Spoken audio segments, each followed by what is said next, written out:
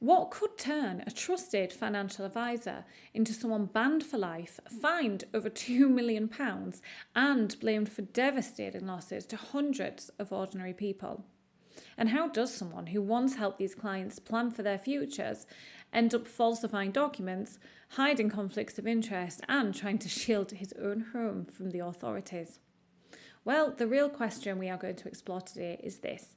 Did this set out to be a deliberate fraud, or did it start slowly with small decisions that ultimately drifted into something so serious? Well, once we understand how behaviour changes under pressure, you'll start to realise that these stories aren't about bad people. They're about how people drift into risk over time, something that could happen to any one of us. This isn't about storytelling, it's not here to be sensational. For this series, I have gone through tribunal findings, regulatory decisions, enforcement summaries, and full case evidence to try and understand what happened, and most importantly, to figure out why. You see, here we use real financial crime to understand behaviour, and when you start to recognise these patterns early, you're far less likely to fall victim to them yourself. Today's case is one of the most serious examples of advisor misconduct in recent UK history. We're going to have a look at the recent decision made by the Financial Conduct Authority, which was upheld just last month. This is the case of Darren Reynolds.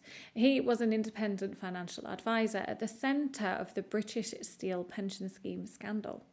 Now, the regulator has successfully argued that Reynolds provided transfer advice and investment recommendations that he full well knew were wholly unsuitable. Now, the mechanics of what he did and how he did it are super important.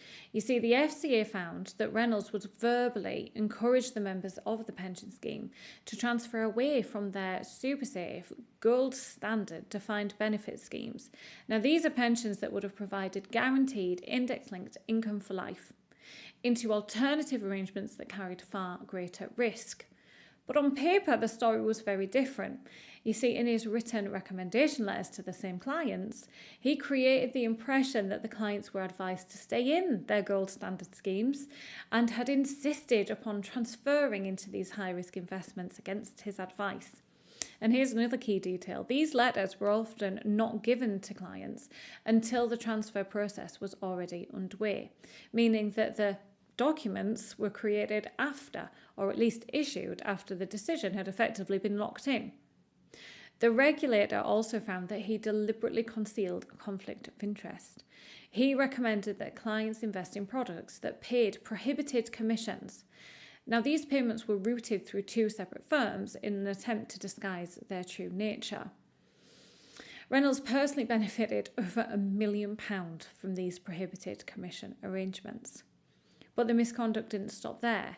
The investigation also found that he allowed unapproved individuals to provide advice under his authority, including one person who wasn't even qualified.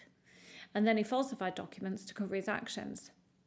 They also alleged that he placed client money into high-risk, unregulated investments and knowingly failed to disclose high exit fees attached to them.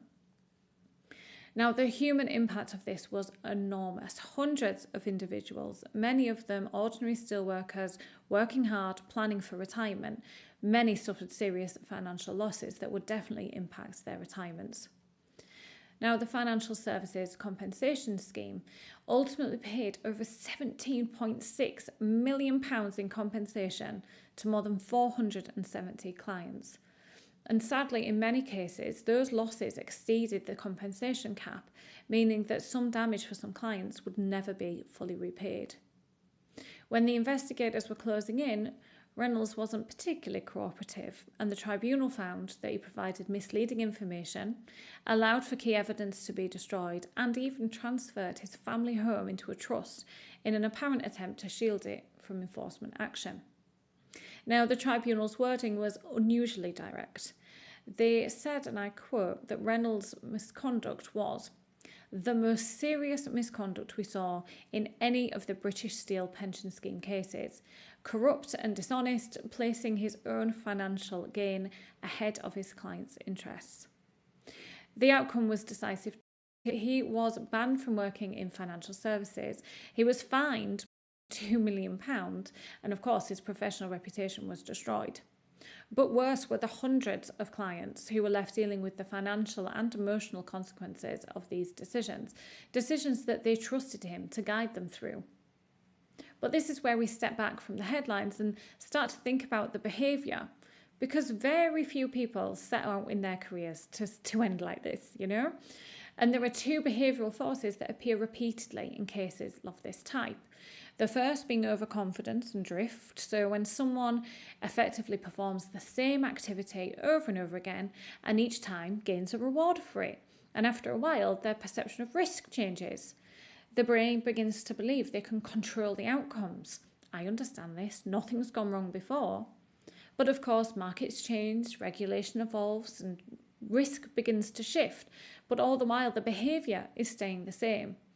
And over time, what began as a questionable judgment became routine. The routine becomes normal, and that's how the drift happens.